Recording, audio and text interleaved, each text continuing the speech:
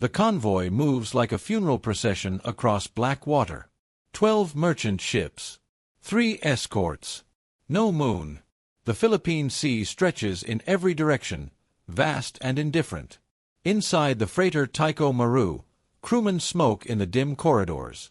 The engine room hums with heat and oil. Above deck, a young officer scans the horizon with binoculars he doesn't really need. There's nothing out there. There never is. 60 feet below the surface, something watches. USS Wahoo holds perfectly still. Her periscope breaks the waterline for 3 seconds, no more. Commander Dudley Morton sees what he needs: range, speed, bearing. He lowers the scope. In the cramped control room, men breathe through their mouths. One torpedo man adjusts his cap. Another closes his eyes. Morton's voice is calm, almost bored. Set depth 10 feet. Solution ready. Fire 1. The torpedo leaves the tube with a metallic gasp. 4:42 seconds. Nothing happens. The convoy steams forward. The officer lowers his binoculars. Somewhere a radio crackles with static. Then the ocean tears itself apart. The explosion lifts Tycho Maru's bow 6 feet into the air. Metal shrieks.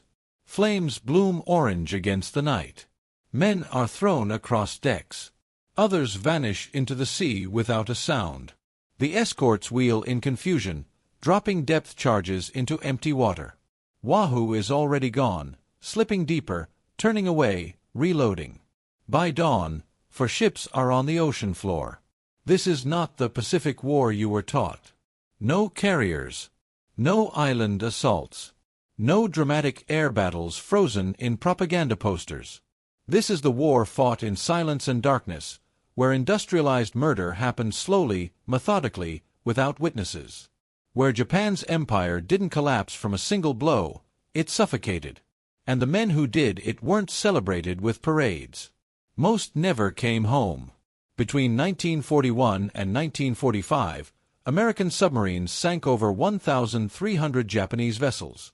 They destroyed 60% of Japan's merchant fleet. They starved an island nation that imported everything: oil, rubber, steel, rice.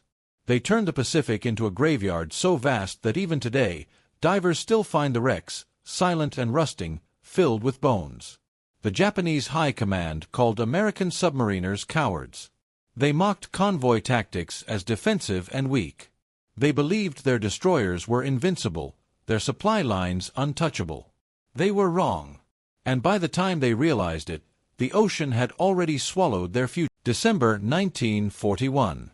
The Japanese Empire stands at the apex of its power. In 6 months, they have conquered an area larger than Hitler's Europe. Hong Kong, Singapore, the Philippines, Burma, the Dutch East Indies, all fallen. Their armies move with terrifying speed. Their navy controls the Pacific from the Aleutians to Australia. In Tokyo, military planners speak openly of an empire that will last 1,000 years. Newspapers print maps showing Japan's reach, a vast crescent of red ink stretching across a quarter of the earth. But empires don't run on ambition. They run on oil. Japan produces almost none. Before the war, 80% of its petroleum came from the United States. When America imposed the oil embargo in 1941, Japan had 2 choices: surrender its imperial ambitions or seize the oil fields of Southeast Asia by force. They chose force. The attack on Pearl Harbor wasn't about defeating America, it was about buying time. Time to capture the Dutch East Indies. Time to fortify a defensive perimeter. Time to force a negotiated peace before America's industrial might could be mobilized. It was a plan built on a single catastrophic assumption, that supply lines could be defended. Japan's empire was a logistical nightmare. Every gallon of fuel, every ton of rubber, every grain of rice had to travel thousands of miles by sea. From Borneo to Tokyo. From Malaya to Osaka. From the Philippines to the home islands. The merchant fleet was the circulatory system of the entire war machine. Without it, the factories went silent. The planes stopped flying. The soldiers starved. Japanese naval doctrine understood this, in theory. They had destroyer escorts. They had patrol aircraft. They developed convoy systems modeled after British tactics from World War I. But understanding and prioritizing are different things. Japan's best ships, best officers, and best resources went to the combined fleet, the battleships and carriers designed for decisive surface engagements. Convoy protection was an afterthought, a defensive necessity in a culture obsessed with offensive glory. And beneath the waves, something was waiting. The United States submarine force in December 1941 was, on paper, impressive. 73 boats, experienced crews, modern torpedoes. In reality, it was a disaster. The Mark 14 torpedo, America's primary weapon, was fundamentally broken. It ran too deep. Its magnetic detonator failed. Its contact exploder crumpled on impact. Submariners fired spread after spread into enemy hulls and watched in disbelief as nothing happened. Some boats returned from patrols having expended every torpedo without a single confirmed kill. For 18 months, American submarines were hunting with defective weapons. But they were learning. In the black depths of the Pacific, far from newspapers and glory, a new kind of warrior was being forged. Men who could stay submerged for 16 hours. Who could track convoys by sound alone. Who could fire torpedoes by instinct in total darkness. Who understood that this war wouldn't be won by courage or tactics, but by mathematics.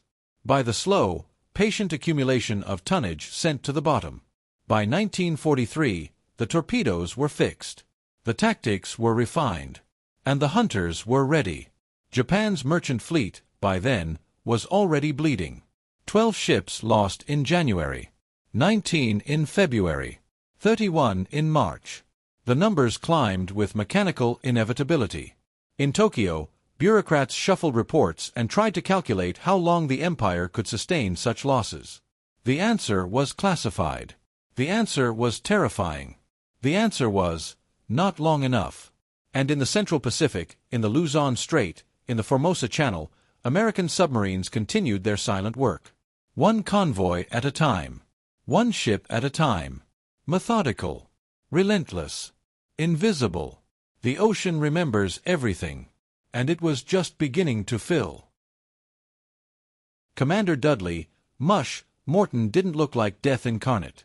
He was stocky, gregarious, prone to laughter and practical jokes. His crew called him Mush because of his fondness for the phrase, hit him in the mush. He played acey-deucey in the wardroom. He wrote letters to his wife in careful, measured handwriting. But when USS Wahoo slipped beneath the waves, something changed in his eyes. A focus. A coldness. His executive officer, Dick O'Kane, described it once, Mush became someone else down there. Someone who understood that mercy was a luxury we couldn't afford. In January 1943, Wahoo entered the Yellow Sea, the shallow, heavily patrolled waters between China and Korea. It was considered suicide territory. Most submarines avoided it entirely. Morton requested it specifically. "They won't expect us there," he told O'Kane. "That's where the convoys feel safe." He was right. On January 24th, Wahoo intercepted a convoy of 9 ships escorted by 2 destroyers. Morton attacked in broad daylight, on the surface, at full speed, tactics considered reckless by every manual in the submarine force. He fired 4 torpedoes in rapid succession. 3 found their marks. The convoy scattered in panic. The destroyers charged, dropping depth charges in wild patterns. Morton didn't dive. He stayed on the surface, reloading, tracking, firing again. By sunset, 4 Japanese freighters were sinking. Morton radioed Pearl Harbor with characteristic brevity, "Another running gun battle today. Destroyers outrun." But the real carnage came 2 days later. Wahoo surfaced near a large transport loaded with Japanese troops. Estimates ranged from 1,500 to 2,000 soldiers being ferried to reinforce garrisons in China. Morton fired 2 torpedoes. Both struck amidships. The transport began listing immediately. Lifeboats launched. Men jumped into the freezing water. Survivors clung to wreckage. And then Morton made a decision that would haunt his crew for the rest of their lives. He ordered the deck guns manned. Wahoo circled the sinking ship, firing into the lifeboats and survivors in the water. The justification was tactical. Japanese soldiers in lifeboats would reach shore, rearm, and kill American troops elsewhere. Letting them live meant condemning your own side to death. War, Morton argued, had no room for sentimentality. You killed or you lost. Those were the only two options. Some of Wahoo's crew agreed. Others turned away from the deck guns and vomited over the side. One sailor, years later, would say, "I understood why we did it. I just couldn't look at mush the same way after." The incident was never officially investigated. Morton received a Navy Cross. Wahoo became the most celebrated submarine in the Pacific Fleet. But the moral calculus of submarine warfare, this ugly, necessary arithmetic, was only beginning. Because what Morton did in the Yellow Sea, dozens of other submarine commanders were doing across the Pacific. Convoys weren't just sunk, they were hunted to extinction. Survivors in the water weren't rescued, they were left to drown or die of exposure. Lifeboats became floating coffins. The ocean became an execution chamber with no walls, no witnesses, no. Japan's merchant marine began to collapse not from lack of ships, but from lack of men willing to crew them. By mid-1943, Japanese sailors knew the odds. Board a freighter, and your chances of surviving the war dropped below 30%. Some convoys lost 70, 80, 90% of their vessels. Entire shipping routes were abandoned.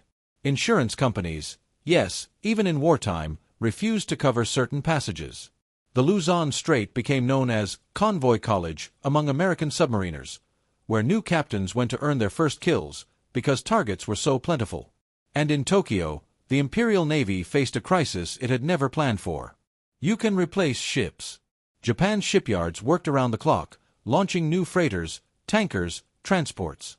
By 1944, they were completing vessels faster than Germany or Britain. But you can't replace experienced sailors quickly. You can't train men to survive torpedo attacks in a classroom.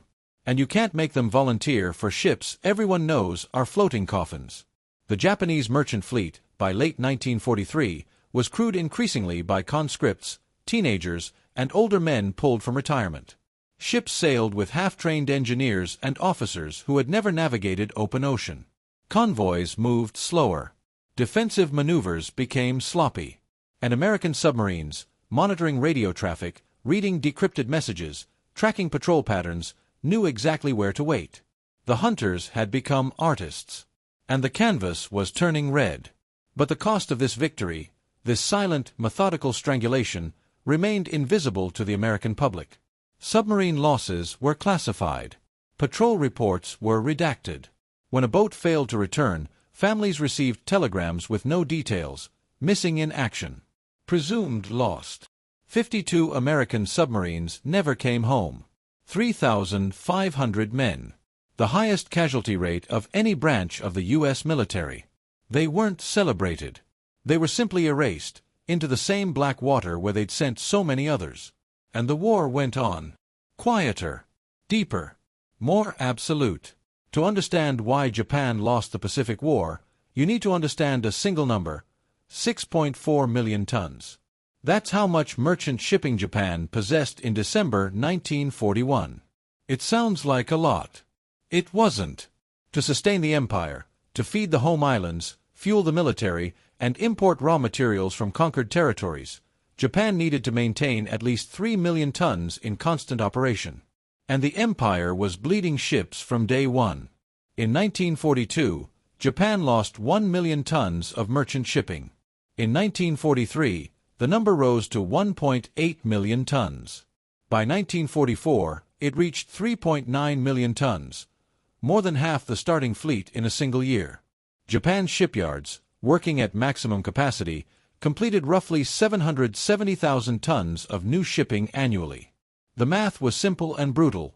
Losses exceeded construction by a factor of 5 to 1. The empire was drowning. But numbers alone don't explain the magnitude of the collapse. Every sunken freighter represented not just tonnage, it represented food that didn't reach Osaka, oil that didn't reach truck, ammunition that didn't reach Guadalcanal. It represented factory workers who went hungry, pilots who couldn't train, soldiers who surrendered because resupply never came. The submarine campaign wasn't just economic warfare. It was a slow-motion siege on an entire civilization. Few people today realize the scale of dependence Japan had on maritime imports. Japan imported 100% of its oil, 90% of its iron ore, 70% of its salt, and substantial portions of its food. The home islands, despite a large agricultural sector, couldn't feed the population without imports from Korea, Taiwan, and Southeast Asia. When submarine attacks disrupted rice shipments in 1944, rationing became severe. By 1945, urban Japanese were consuming fewer than 1,500 calories per day, starvation levels. Children stopped growing. Workers collapsed at factory benches. And this wasn't accidental starvation. It was engineered. American codebreakers at Station HYPO in Hawaii were reading Japanese naval communications almost in real time. They knew convoy routes, departure times, cargo manifests. Submarine commanders received intelligence briefings that detailed exactly where high-value targets would be, and when. It wasn't hunting anymore, it was ambush by appointment. Operation Convoy College formalized this approach in 1943. Newly commissioned submarines were sent to known shipping lanes for their first patrols, areas so target-rich that even inexperienced crews could score kills.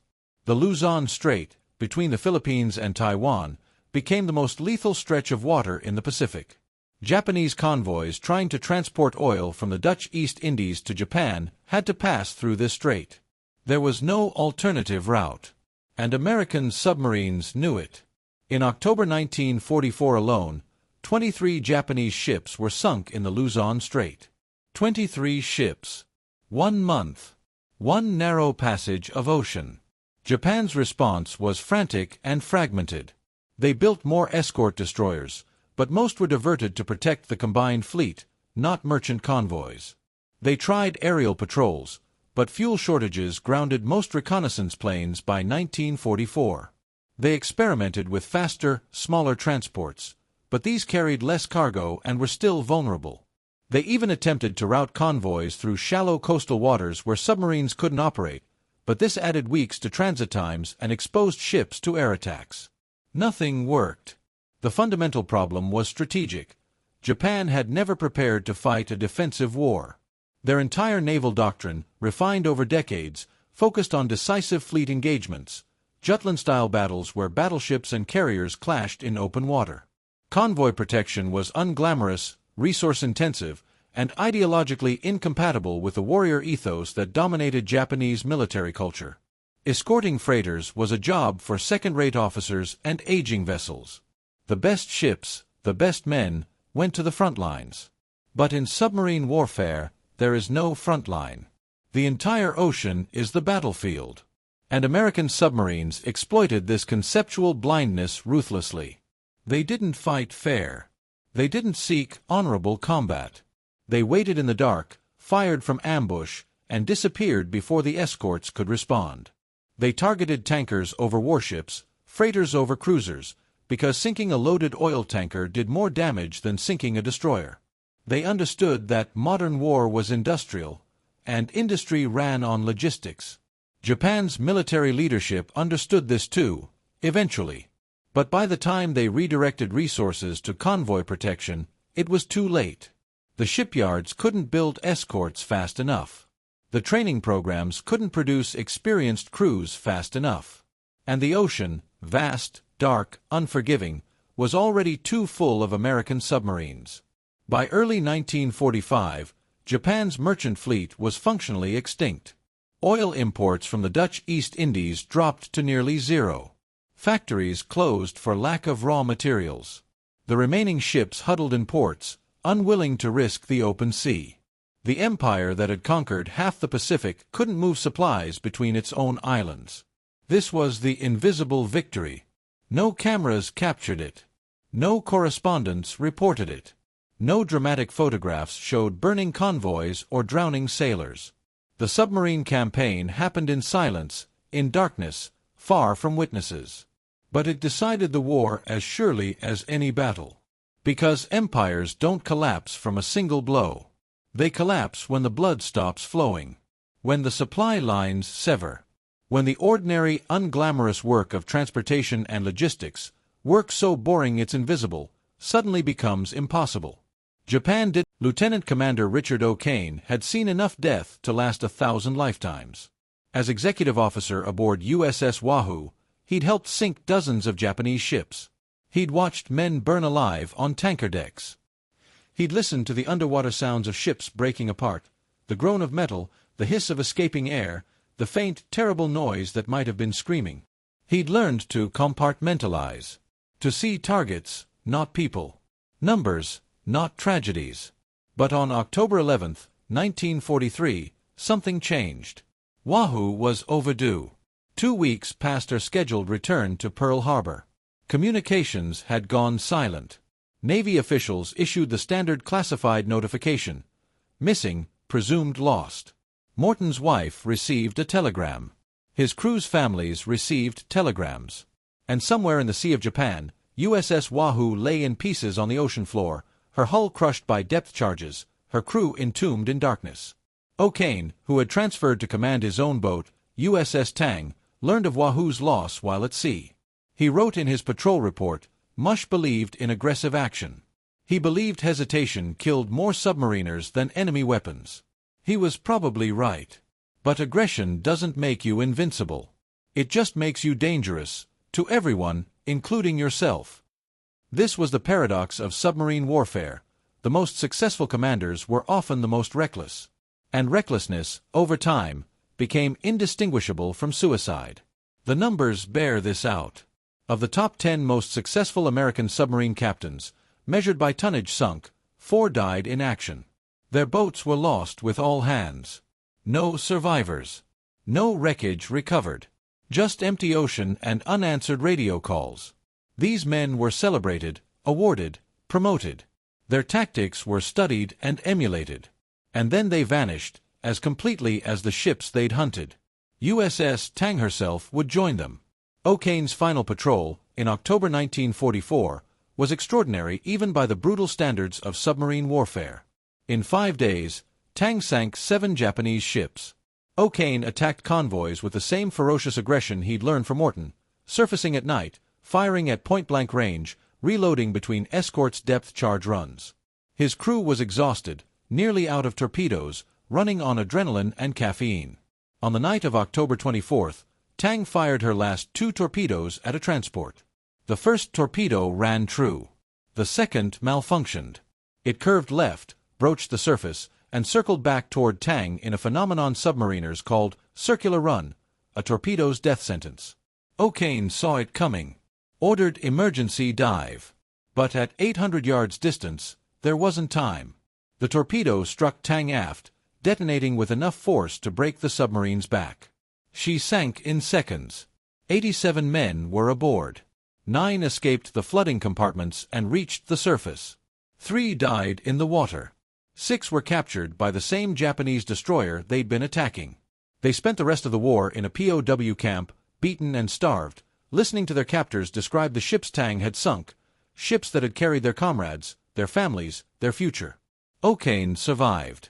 He received the Medal of Honor. But in interviews decades later, he would say, "I killed more of my own men than the enemy did. That torpedo should have worked. It didn't. And 78 men drowned because of it." This was the other side of the submarine campaign, the side never mentioned in the documentaries or the official histories. 52 American submarines were lost during the war. Some to depth charges. Some to mines. Some to friendly fire, American destroyers that mistook submerged U.S. boats for Japanese targets and attacked. Some simply disappeared, cause unknown, leaving behind only silence and speculation. The casualty rate among submarine crews was 22%, higher than Marines, higher than Army infantry, higher than bomber pilots. And unlike surface battles, submarine losses left no witnesses. When a boat went down, everyone died. There were no survivors to describe what happened, no wreckage to examine, no lessons to learn. Each loss was a black hole in the historical record, men who simply stopped existing, whose last moments remain unknown and unknowable. The families of these men received telegrams with no details, no closure, no graves to visit, just bureaucratic language and a date, missing in action, presumed lost. And yet the campaign continued. New boats, New crews. Same tactics. Because the mathematics were undeniable, even with a 22% casualty rate, American submarines were destroying Japan's merchant fleet faster than it could be replaced. The trade-off, 52 submarines and 3,500 men in exchange for 1,300 Japanese ships and hundreds of thousands of tons of cargo, was, by any strategic calculus, acceptable. But acceptable to whom? To planners in Washington? To historians writing decades later? Not to the men in the water. Not to the families who never learned where their sons, husbands, brothers died. Not to the survivors who carried the weight of those losses for the rest of their lives. Victory, it turns out, is a complicated word, especially when it's written in the blood of the men who won it. And the ocean holds both, the triumph and the tragedy, without judgment, without memory, in equal measure. November 1944. The Philippine Sea. Night. Convoy HI, 81 steams north, 7 tankers, 4 transports, 8 escorts. It carries 100,000 barrels of crude oil from Borneo to Japan. Enough fuel to keep factories running for a month. Enough to matter. The convoy commander knows American submarines are hunting. Intelligence reports confirm Wolfpack activity in the area. But the route is unavoidable. Japan needs the oil. The ships must sail. 40 miles ahead, USS Trigger waits. She's not alone. 3 other submarines, Wahoo's sister boats, are positioned in a coordinated ambush line. They've been tracking convoy movements through decrypted radio intercepts.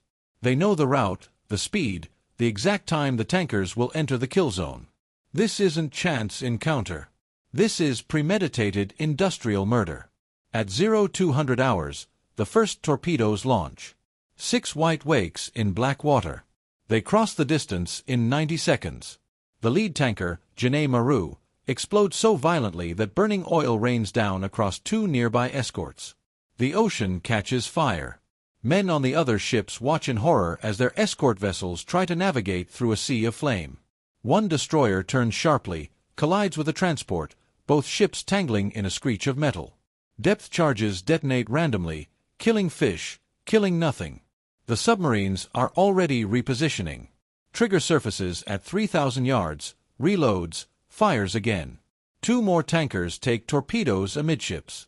They don't explode, they simply fold, their spines breaking, their hulls splitting open like overripe fruit. Oil spills in vast black clouds. The convoy tries to scatter, but there's no room. Ships collide, engines reverse, radio operators scream conflicting orders. Another submarine surfaces on the convoy's flank. Her deck gun opens fire on a transport's bridge. Glass shatters. Officers collapse. The ship circles aimlessly, rudderless, leaking steam. By dawn, 5 ships are on the ocean floor. 3 more are crippled, limping toward shore they'll never reach. This scene repeated itself hundreds of times. Different convoys. Different submarines. Same outcome. In the Luzon Strait, in the Formosa Channel, in the East China Sea, anywhere Japanese merchant ships had to travel, American submarines were waiting. The ocean became a killing field with no front lines, no safe zones, no neutral territory. Every voyage was potentially fatal. Every horizon could hide death. Merchant sailors developed rituals to calm their terror, prayers before sailing, lucky charms hidden in sea bags, letters written and left behind in case they never returned. Most of them didn't. Japan's oil imports, which totaled 1.75 million barrels in January 1944, dropped to 360,000 barrels by September.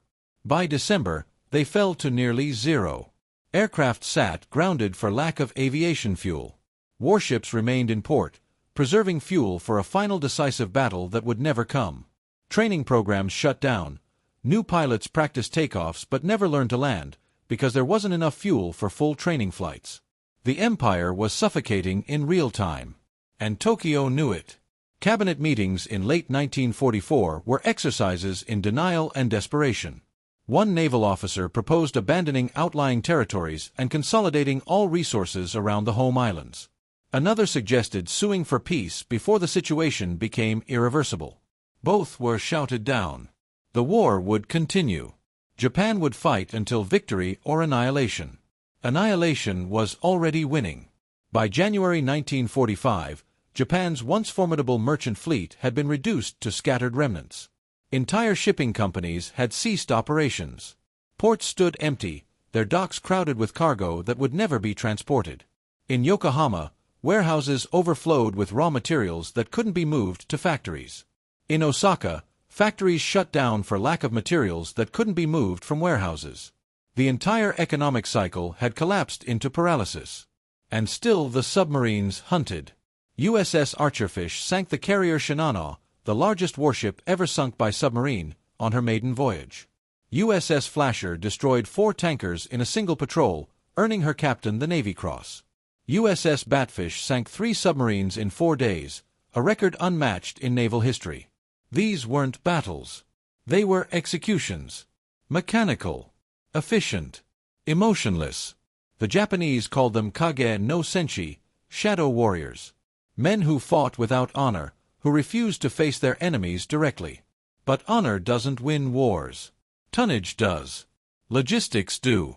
And by those measures, the submarine campaign was the most devastatingly successful military operation in modern history. Japan had gambled everything on a short war. They had believed America would negotiate.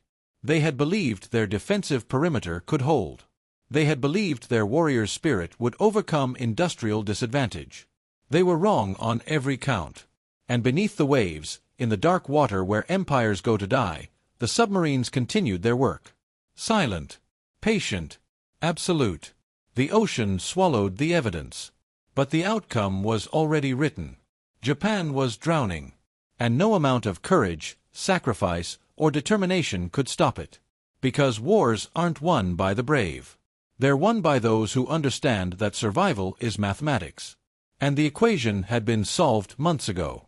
Japan just hadn't accepted the answer yet. August 15, 1945. Emperor Hirohito's voice crackles across Japan, announcing surrender. In every city, in every village, people gather around radios. Many are hearing the emperor's voice for the first time, a thin, reedy sound distorted by poor equipment and the weight of history. He speaks in classical Japanese, formal and distant. Most listeners don't fully understand the words. But they understand the meaning. The war is over. The empire has fallen. In the weeks that follow, the full scale of devastation becomes visible. American occupation forces entering Japanese ports find a nation on the brink of collapse. Warehouses are empty. Factory equipment sits idle, coated in rust. Railroad cars stand abandoned on tracks, stripped for parts. In Tokyo, civilians dig through rubble for anything edible, roots, weeds, bark. Black markets flourish. A single egg costs a day's wages. Children with distended bellies shuffle through burned-out neighborhoods, too weak to play. This wasn't caused by the atomic bombs, though those were horrific. This was starvation by design. The slow, methodical work of submarines cutting supply lines had succeeded beyond even American projections. Japan hadn't been defeated, it had been drained dry.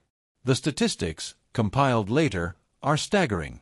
Japan entered the war with 6.4 million tons of merchant shipping. By August 1945, only 1.5 million tons remained, and most of those ships were too damaged or outdated to operate. American submarines had accounted for 55% of all Japanese shipping losses, despite representing less than 2% of U.S. naval personnel. It remains the most disproportionate contribution to victory in American military history. But victory carries its own weight. In submarine bases across the Pacific, returning crews found themselves greeted by silence and empty bunks. 52 boats never came home. Their crews, 3,505 men, were declared lost at sea. Some families held memorial services. Others refused, clinging to hope that their loved ones were prisoners, or stranded on remote islands, or somehow still alive. The Navy, bound by wartime secrecy, couldn't provide details. Families received form letters expressing regret and gratitude for sacrifice. It wasn't enough. It never is. Richard O'Kane, one of the few submarine commanders to survive captivity, returned home to parades and medals. He was awarded the Medal of Honor for his actions aboard USS Tang. He shook hands with admirals and posed for photographs with politicians. But in quiet moments, he would stand on the docks at Pearl Harbor, staring at the water, thinking about the 78 men who died on Tang's final dive. "They gave me a medal," he said years later in a rare interview, "because I survived. Not because I succeeded. Surviving doesn't make you a hero.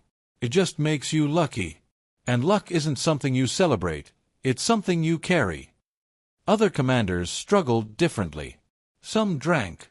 Some withdrew from public life entirely. Some threw themselves into post-war careers, desperate to move forward, to pretend the war hadn't marked them permanently. A few spoke openly about the moral complexity of submarine warfare, about lifeboats fired upon, survivors left to drown, the thin line between military necessity and atrocity. Most stayed silent. Because what do you say? How do you explain that you killed hundreds, maybe thousands, in a kind of warfare the public doesn't want to acknowledge? How do you describe the sound of a ship breaking apart underwater, knowing men are dying inside it, knowing you caused it, knowing you'd do it again tomorrow? The Japanese merchant sailors who survived faced their own reckoning. Many returned to find their families dead, killed in air raids, starvation, or the atomic bombings. Their nation, once proud and expansive, had been reduced to rubble and occupation. Some blamed the military leadership. Others blamed America. A few blamed themselves for surviving when so many hadn't. In the decades that followed, Japan rebuilt. Its economy roared back. Tokyo became a glittering metropolis. The merchant fleet was reconstituted, this time without warships to protect. And slowly, the war faded from daily consciousness, becoming history, then memory, then abstraction. But in fishing villages along Japan's coast, old men still tell stories. About convoys that never returned. About the Kage no Senshi who hunted from below. About nights when the ocean burned and morning revealed nothing but empty water. They don't tell these stories often. And when they do, their voices drop to a whisper. Because even now, 80 years later, the ocean still feels dangerous. Still feels haunted. Still remembers. There's a museum in Hawaii, tucked away near Pearl Harbor, that most tourists never visit. Inside, behind glass cases and dim lighting, are artifacts from America's submarine campaign, torpedo parts, patrol logs, faded photographs of young men who never aged. One exhibit shows a simple wooden plaque listing the 52 boats lost during the war. No dramatic music. No cinematic narration. Just names and dates. USS Grunion. USS Wahoo. USS Tang. Each name represents a steel coffin somewhere on the ocean floor. Each date marks the moment dozens of men stopped existing. Visitors walk past quickly. It's not dramatic enough. Not visual enough. Submarine warfare doesn't translate well to museums. There are no bullet-scarred fuselages, no blood-stained uniforms, no iconic photographs. Just lists and numbers and the quiet suggestion that something terrible happened, somewhere far away, in water too deep to salvage. But the impact of that something terrible reshaped the world. Japan's defeat wasn't inevitable. Had the submarine campaign failed, had the Mark 14 torpedo not been fixed, had American cryptographers not broken Japanese codes, had submarine commanders been more cautious, the Pacific War might have dragged on for years. More island invasions. More fire bombings. More atomic weapons, dropped on more cities. The human cost would have been incalculable. Instead, the war ended when Japan's economy collapsed. Not from lack of will. Not from military defeat on the battlefield. But from the slow, invisible work of men in steel tubes, hunting convoys in the dark. This is the truth we've forgotten. Wars are won in the margins. In logistics.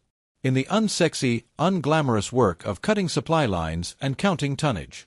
The dramatic battles, the ones we remember, the ones that fill documentaries and textbooks, often matter less than the quiet, methodical erosion happening behind the scenes. And the men who do that work rarely receive the recognition they deserve.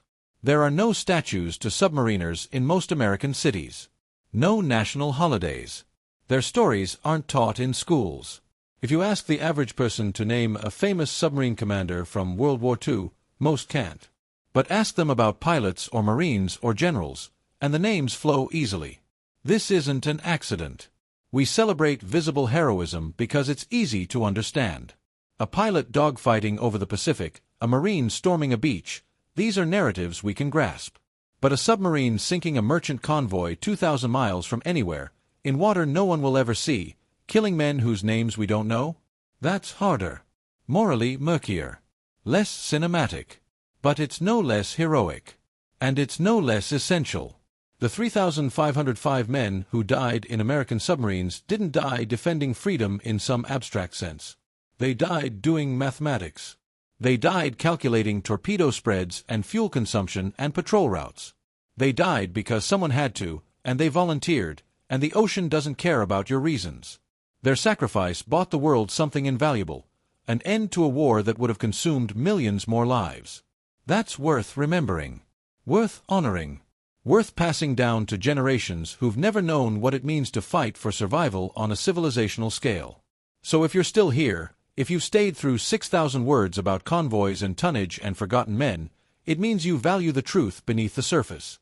You understand that history isn't just the moments we celebrate. It's also the moments we ignore. The quiet victories. The invisible costs. Keep that knowledge alive. Share it. Teach it. Remind people that the world they live in was shaped by men they've never heard of, doing things they'll never see, in places they'll never visit. Because someday, someone will ask, how did we win? How did we survive? And you'll know the answer. Not with speeches or flags or dramatic last stands, but with patience, with mathematics, with men who went into the dark and didn't come back. The ocean remembers, even if we don't. And somewhere, in water too deep to measure, the engines are silent still.